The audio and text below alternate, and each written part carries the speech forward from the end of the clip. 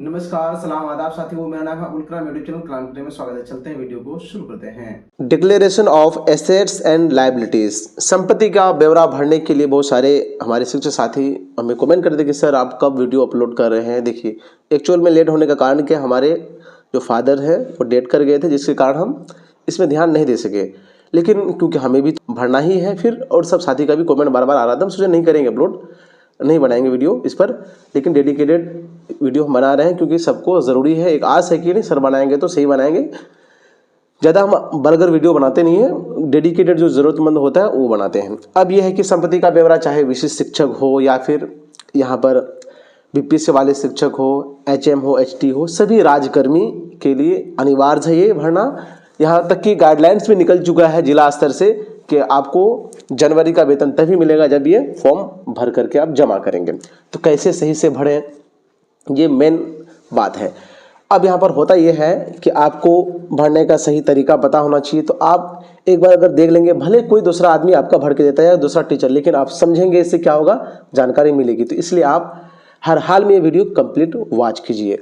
अब कि 15 फरवरी तक ये सबमिट करना है, वो लास्ट डेट है, लेकिन आपको पहले ही करना है। इसलिए जनवरी का जो वेतन मिलेगा जमा करना है ये, तो ये ज़रूरी भी है। अब ईयर का सेम टू सेम आपको 25 से 26 भरना है। अब यहाँ पे जो भी टीचर मैम है या सर है वहाँ पर अपना नाम भरेंगे। उसके बाद यहाँ पर अपने, जैसे कि ये अपने पति का या फिर पिता का यहाँ पर आप भर सकते हैं।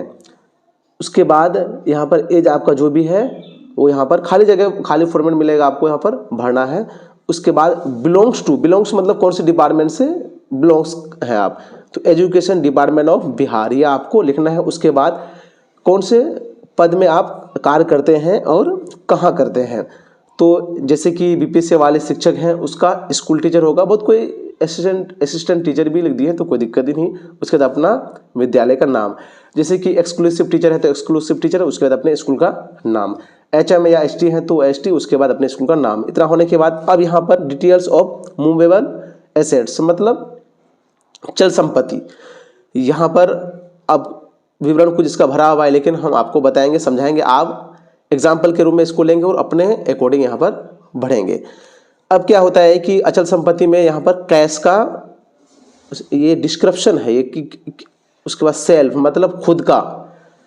उसके बाद स्पाउस में आपका हस्बैंड नेम या फिर वाइफ नेम हो सकता है, अगर नहीं है तो नील करना है। डिपेंड में हो सकता है कि आपके फादर हो, मदर हो या फिर जो भी हो।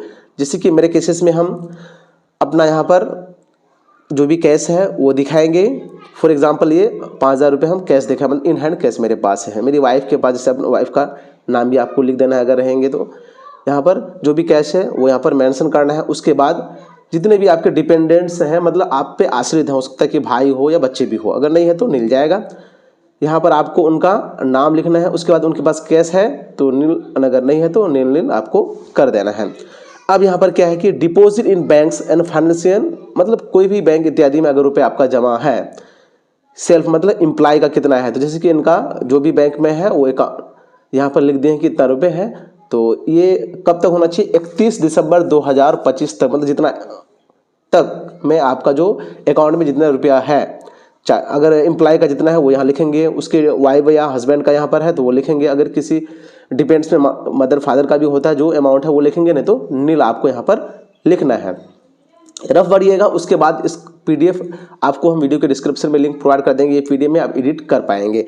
वो होने के बाद आप बॉन्ड्स, जैसे कि बॉन्ड्स वगैरह खरीदे हैं या फिर शेयर वगैरह जो भी है आप यहाँ पर दे सकते हैं, नहीं है तो नील आपको करना है।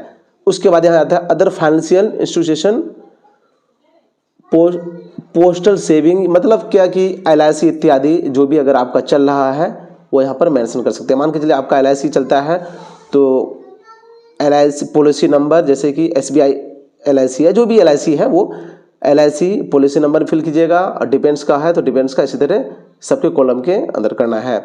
अब यहाँ पर आपको मोटर व्हीकल में 4 व्हीलर 2 व्हीलर जो भी है, जैसे कि एग्जाम्पल में मेरे केसेस में 2 व्हीलर है मेरे पास तो यहाँ पर मेंशन कर दिए। वाइफ में अगर है तो 2 व्हीलर करेंगे, नहीं तो इधर बाकी नील करना है। अब ज्वेलरी में है, आपको यहाँ पर आपके केसेस में या मेरे केसेस में एग्जाम्पल के रूप में इसको समझिए।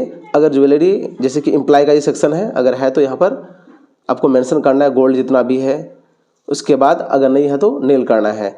यहाँ पर एक चीज़ और है कि गोल्ड, मान के चलिए गोल्ड दिया यहाँ पर 50 ग्राम, ठीक है, सिल्वर दिया है 300 ग्राम, तो मार्केट वैल्यू भी आपको यहाँ पर देना है, मतलब कितना रुपया भी वैल्यू है। अब होता है कि एक भर में जो है यूँ समझिए कि 11.66 ग्राम होता है, मतलब 11.5 ग्राम होता है, तो इस हिसाब से आप मेंशन करेंगे, बाकी नील कर सकते हैं। और कोई भी इंटरेस्ट इत्यादि का जो एसेट्स का आता है अगर, वो तो यहाँ पर आपको मेंशन करना या फिर नील कर सकते हैं। यहाँ पर आपको अचल संपत्ति का ब्यौरा देना है, मीन्स इमूवेबल एसेट्स, जैसे कि एग्रीकल्चर लैंड्स एंड लोकेशन, ठीक है। तो अब यहाँ पर ये समझना है कि करेंट मार्केट वैल्यू का भी देना है, डिटेल्स मांगा गया है। सपोज जो इम्प्लाई है वो अगर कोई लैंड परचेज किए हैं, एग्रीकल्चर यहाँ पे दिखा रहा है, मतलब खेती वाला ज़मीन, ठीक है, तो वहाँ पर मेंशन करेंगे कितना ज़मीन है और कहाँ में है, ठीक है, मतलब उसका मेंशन करेंगे, साथ में कितना वैल्यू है मार्केट वैल्यू। तो मार्केट वैल्यू आप कैसे पता करेंगे, ऐसे नहीं कि मान के चले ऐसे तो जो मार्केट वैल्यू आपको एग्जैक्ट सरकारी रेट के अकॉर्डिंग तय करना है, ऐसे नहीं करना है, मतलब 2 लाख का यहाँ तो 10 लाख भी बिकता है, तो वो नहीं करना है। तो इस हिसाब से आपके आश्रित के नाम पे जो भी है या फिर डिपेंड्स के नाम पे जो भी है, मदर फादर या जो भी है, तो वो आप मेंशन कर सकते हैं। उसके बाद यहाँ पर non agriculture land, non agriculture मतलब खेती नहीं होती है, वो ज़मीन है, तो उसका भी मेंशन यहाँ पर आप कर सकते हैं। अब बिल्डिंग्स, कॉमर्शियल एंड रेसिडेंशियल, तो हो सकता है कि आपका क्या हो कि कभी कभार ऐसा होता है कि जॉइंट फैमिली अपार्टमेंट होता है या जॉइंट फैमिली बिल्डिंग होता है, तो वैसा जो भी रहेगा आप यहाँ पर मेंशन कर देंगे। अब यहाँ पर और देख लें आगे, यहाँ पर और एक ऑप्शन है 4 नंबर में, हाउस या अपार्टमेंट्स एटीसी। तो अगर इसके मतलब रेसिडेंशियल के अलावा भी अगर है आपका, तो यहाँ पर जो भी है वो लिखेंगे, नहीं तो आप नील कर सकते हैं। फिर यहाँ पर अदर जो प्रॉपर्टीज़ है सच एज इंटरेस्ट पर्पज से, तो यहाँ पर जो भी है मेंशन करेंगे, नहीं तो नील कर सकते हैं। अब यहाँ पर आ जाते हैं, थोड़ा और ऊपर कर लेते हैं।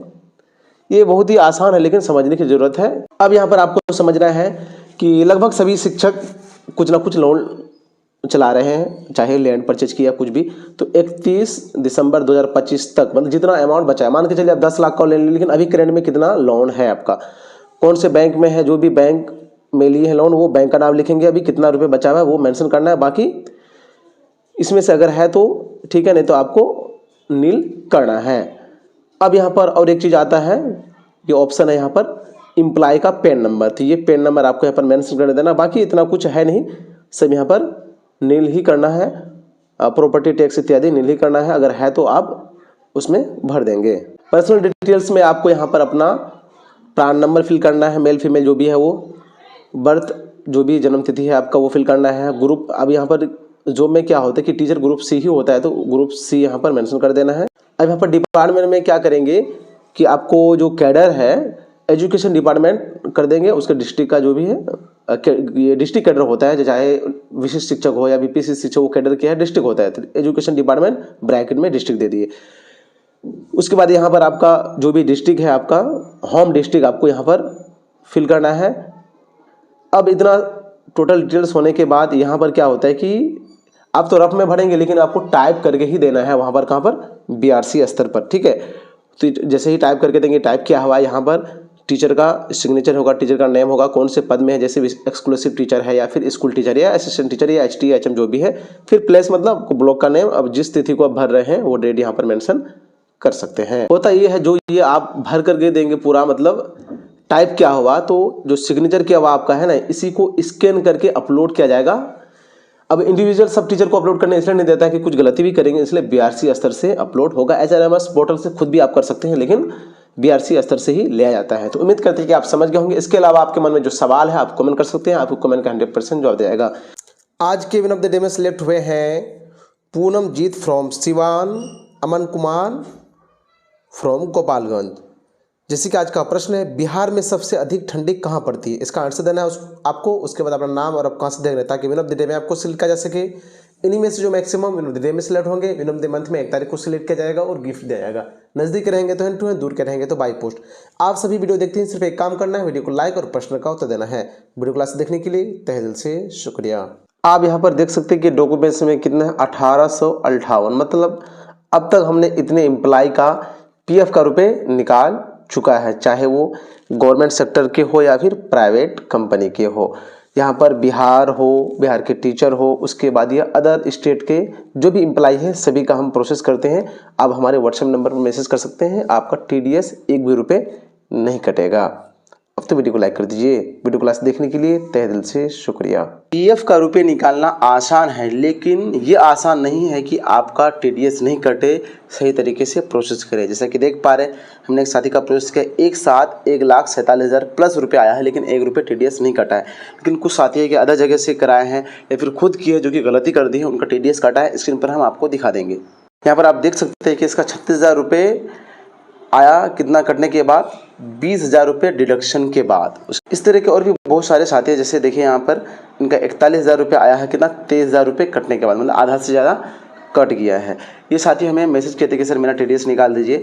तो अगर मेरे द्वारा आप प्रोसेस करा रहे हैं तो आपका एक भी रुपये टीडीएस नहीं कटेगा। फॉर्म 15G होता है, वो भी खुद से हम भर के देंगे, आपको कुछ नहीं करना है, सिर्फ व्हाट्सएप पर डाटा शेयर करना है। तो ध्यान रहे, अगर आप सही से प्रोसेस करते हैं इस तरीके से कि आपको नुकसान नहीं लगे, नहीं तो 20-30,000 रुपये अगर कट गया तो फिर आप पछताते रहेंगे, बहुत दिक्कत हो जाएगी। अगर आप पीएफ के रुपए की निकासी मेरे द्वारा करवाते हैं तो आपको 10,000 प्लस क्या होगा, एक्स्ट्रा क्रेडिट होगा, जितना आपका पासबुक में शो करता है। जैसे कि यहाँ पर देख लें, इनका 1,97,625 शो कर रहा था, जिसमें क्रेडिट का 2,07,135 रुपये, मतलब 10,000 रुपये प्लस इनको बेनिफिट हुआ। तो आप मिनिमम फी के साथ कई गुना बेनिफिट ले सकते हैं और एक भी रुपये टीडीएस नहीं कटेगा।